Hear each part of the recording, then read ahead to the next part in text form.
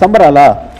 ఎందుకు 2.5 నెలలు వడ్ల కళ్ళలో వండబెట్టి 4 సార్లు నానబెట్టి తడిపినందుక, లేదా 4 విడతలు ఇవ్వాల్సిన రైతు బంధు ఎగ్గొట్టి ఎన్నికల నాడు ఒకనాడు వేసినట్టు చేసి మళ్ళీ ఎన్నికల నాడు వేస్తున్నందుకు సంబరాలా?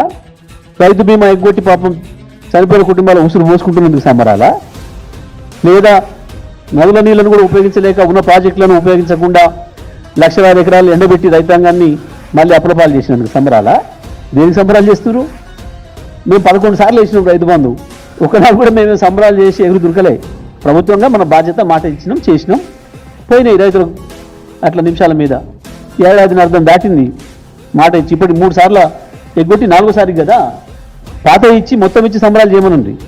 బాకీ ఉన్నారు ఇవాళ తెలంగాణ రైతాంగానికి దాదాపు 25,000 కోట్ల రూపాయలు బాకీ ఉన్నది వీళ్ళు. ఇప్పుడు అవన్నీ ఇచ్చి సంబరాలు చేస్తే బాగానే ఉండు. రకరకాల వంకలు పెట్టి రుణమాఫీ ఎగ్గొట్టినందుకు సంబరాలు చేస్తారా? ఏది దేనికి సంబరాలు? రైతు మళ్ళీ అప్పుల పాలు అవుతుండని సంబరాలు చేస్తారా? అంటే బాగాని సిగ్గంపిస్తలేదా వాళ్ళకు? ఎట చేసుకోవాలి సంబరాలని? సిగ్గంపియాలి సంబరాలు చేసుకోవడానికి కొంచెమన్నా. ఇన్ని రకాలు మోసం చేసి రైతుల్ని నేను ఇచ్చినని సంగలు గుర్తుకొని సంబరాలు చేస్తున్నారు. ఇంకా వీళ్ళు చేసుకోవాల్సిందే సంబరాలు, రైతులు ఎవరు లేరాడా సంబరాలు చేసుకోవడానికి?